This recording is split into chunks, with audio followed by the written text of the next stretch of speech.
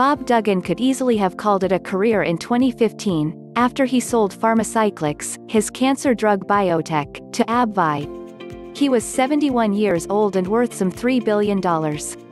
He might well have retreated to his house in Costa Rica, with its giant mural of a green-eyed jaguar cub, and lived out the rest of his life on the beach, surfing and reading books about Scientology. But Duggan, now 76, rejects the idea of retirement. It's indigenous in every human to want to make a difference, to exercise their ability and capability, he says. It has nothing to do with age. In April, Duggan became the CEO of Summit Therapeutics by buying more than 60% of the Nasdaq-traded company for about $63 million. Summit, which was founded in 2003 but has yet to post any meaningful revenue, is developing a new antibiotic for the common but deadly infection Clostridioides difficile, diff, which is spread by fecal matter and is often acquired in hospitals and nursing homes. Diff itself causes extreme diarrhea and, in severe cases, organ failure and death.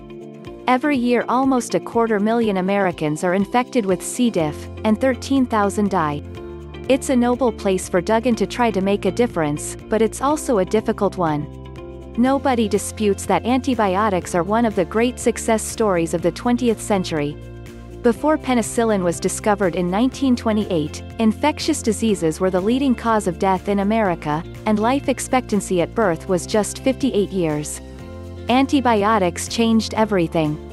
With cheap treatments widely available for everything from tuberculosis to pneumonia, a child born in Cleveland yesterday can expect to live to be nearly 80. But there are two main problems with antibiotics today. First, the economics. There are a lot of different antibiotics already on the market, almost all inexpensive generics. Amoxicillin, for instance, was introduced in 1973 and is one of the most commonly prescribed antibiotics in the world.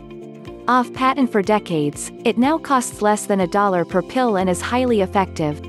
Given that it takes about $1.3 billion to develop a new drug, hardly anyone is even trying to make novel antibiotics anymore. There's no easy way to recoup the expense. Compounding the difficulty is a scientific problem. Bacteria mutate and evolve quickly. That means the bacterial strains that are resistant to being killed by a specific antibiotic survive and spread. To treat patients infected with bacteria resistant to a certain antibiotic, a different one needs to be administered. Therefore, when a new antibiotic is finally developed, doctors reserve it for very severe cases because of resistance, says Samir Devani, the founder of Rx Securities, a life sciences-oriented investment bank based in London. What that means commercially is that these new antibiotics get put in the cupboard, and they're not used.